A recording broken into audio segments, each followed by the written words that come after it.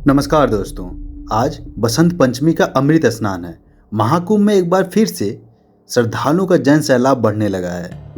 अब भगदड़ के बाद प्रशासन का सबसे ज्यादा फोकस भीड़ को संभालने में है।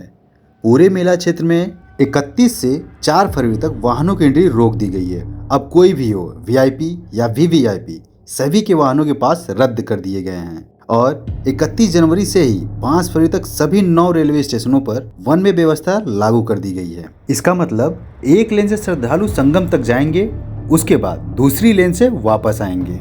श्रद्धालुओं को अपने वाहन शहर के बाहर ही पार्किंग बने हैं, वहाँ पे पार्क करने होंगे।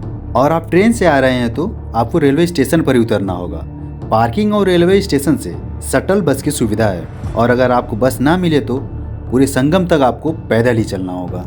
इसलिए अभी किसी बच्चे या फिर बुजुर्ग को साथ न लाएं। पार्किंग और रेलवे स्टेशन से लगभग 8 से 12 किलोमीटर की दूरी पर संगम है। अगर आप महाकुंभ आ रहे हैं या फिर आने का प्लान बना रहे हैं तो ये जो नए बदलाव भगदड़ के बाद किए गए हैं, इनको आप अच्छे से जान लीजिए। शहर के अंदर ट्रैफिक व्यवस्था क्या है, अलग अलग रूट की ट्रेन कहाँ रुक सकती हैं, संगम क्षेत्र पहुँचने के लिए कितना पैदल चलना पड़ेगा, ये सब सारी जानकारी आपको इस वीडियो में मिलेंगी, तो वीडियो को इन तक जरूर देखें।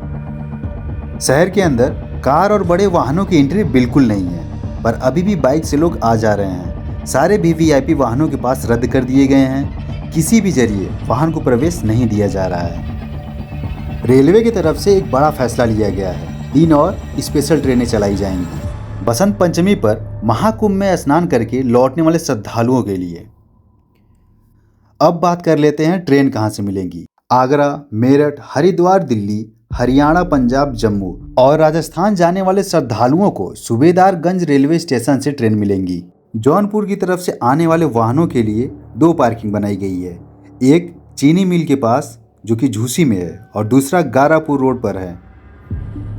वाराणसी की तरफ से आने वाले वाहनों के लिए शिवपुर, उस्तारपुर, पटेल बाग और कान्हा मोटर्स के पास पार्किंग बनाए गए हैं। कानपुर, लखनऊ और प्रतापगढ़ से आने वाले वाहनों के लिए हर 6 लेन आते हुए बेली कछार और बेला कछार में पार्किंग बनाए गए हैं। मिर्जापुर की तरफ से आने वाले वाहनों के लिए देवरक, उपहार और सरस्वती हाईटेक के पास पार्किंग बनाए गए हैं। कौशाम्बी की तरफ से आने वाले वाहनों के लिए नेहरू पार्क और एयरफोर्स मैदान पर पार्किंग बनाई गई है।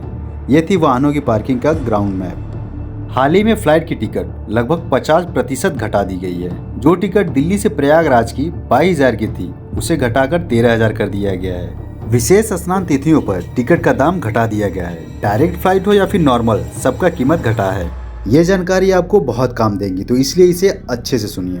अमृत स्नान के दिन शहर में bike, car, auto, e rickshaw सब प्राइवेट चला रहे हैं और चार्ज भी बहुत ज़्यादा ले रहे हैं। और भीड़ की वजह से बसें जो चलाई जा रही सरकार की तरफ से वो नहीं चल पा रही हैं। किसी भी तरह का वीवीआईपी पास नहीं चलेगा। सारे वीवीआईपी पास रद्द कर दिए गए हैं। कोई भी प्रोटोकॉल 5 फरवरी तक नहीं रहेगा। सिर्फ मेले में तैनात अफसरों के ही वाहन चलेंगे। अगर कोई टेंट में है और वाहन से है तो वो बाहर जा सकता है। बाहर जाने के लिए कोई प्रतिबंध नहीं है, सिर्फ एंट्री पर बैन है। अगर आपके परिवार से कोई कल्पवास कर रहा है तो आपको उनको सामान देने मेला क्षेत्र में पैदल ही जाना होगा। अब संगम नोज पर आसानी से जा सकते हैं क्योंकि आने और जाने का रास्ता अलग अलग कर दिया गया है। लेटे हुए हनुमान जी की मंदिर और अक्षयवट मंदिर अमृत स्नान के दिन बंद करने का आदेश था, पर बसंत पंचमी पर अभी तक कोई नया आदेश नहीं आया है। मंदिर बंद रखा जाएगा कि खोला जाएगा। दिव्यांग और बुजुर्ग के लिए कोई भी अलग से सुविधा नहीं दी गई है। सबको पैदल ही चलना होगा, इसलिए अमृत स्नान के दिन आने से बचें। अब आपको दूरी बता देते हैं रेलवे स्टेशनों से। अगर आप प्रयागराज जंक्शन आ रहे हैं तो वहाँ से आपको 8 किलोमीटर चलना होगा संगम के लिए। अगर संगम प्रयाग पर आ रहे हैं तो वहाँ से 4 किलोमीटर चलना होगा आपको संगम के लिए। अगर आप प्रयाग रेलवे स्टेशन पे आ रहे हैं तो वहाँ से आपको 7 किलोमीटर चलना होगा संगम के लिए। अगर आप रामबाग पे आ रहे हैं तो वहाँ से 5 किलोमीटर, नैनी आ रहे हैं तो वहाँ से 10 किलोमीटर, सूबेदारगंज अगर आप उतर रहे हैं तो वहाँ से आपको 12 किलोमीटर चलना होगा संगम के लिए। फाफामऊ रेलवे स्टेशन अगर आप आते हैं तो वहाँ से 10 किलोमीटर चलना होगा। अगर आप छिवकी स्टेशन पर आ रहे हैं तो वहाँ से आपको 15 किलोमीटर चलना होगा। तो ये है वो बदलाव जो अभी भगदड़ के बाद किए गए हैं।